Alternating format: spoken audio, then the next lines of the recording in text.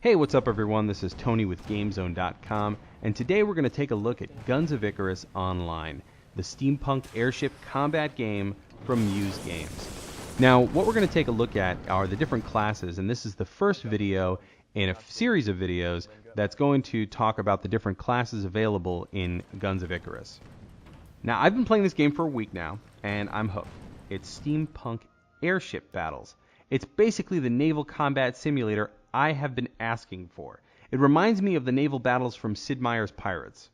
They're fun, they require strategy and communication with your crew, and they also give you a great opportunity to roleplay if you're into that sort of thing. And you get to yell stuff like, "Sprockets! The engines are out again!"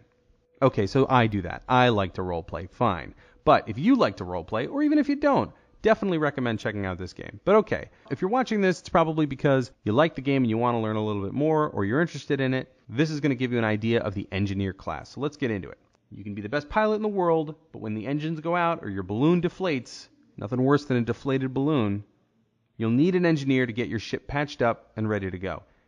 Engineers can carry a few different tools to repair and buff equipment as well as put out fires. It's important to always have a fire extinguisher or chemical spray to put out fires. At least one engineer on the crew should have something to put out fires. The chemical spray can do that. Obviously, the fire extinguisher can do that. Mallets are used to repair damage, while spanners and wrenches are used to repair broken items. Broken parts will be red and require multiple hits to fix. Since you need to hit broken parts many times quickly, it's important to use the item with the least amount of cooldown time. An engineer can only do so much, obviously, and if the captain pilots the crew into a no-win situation, there'll be little you can do to keep from going down. But that's sort of the way that the game works. So as your parts start to take damage, you'll see their life bar decrease, and then once their life bar is gone, they'll turn red. The hull then starts to take damage, and permanent damage. So you'll always want to try to repair the hull as quickly as possible. And then the balloon, of course, is also a very important part. And the engines are important too. Your captain will make the decisions. Sometimes they won't make any decisions, but it's up to you to decide what's most important and get fixing that right away and communicate with your captain on what you're fixing. Communication is key, and you can communicate with everyone by pressing the X key and talking into your microphone. That lets you communicate with everyone on the crew, and the captain can communicate with the crew by pressing X as well. The captain can also talk to allied ships in the area, talk to the captains of the allied ships by pressing C, which is also a very cool feature that we'll get into when we talk about the captain and that class.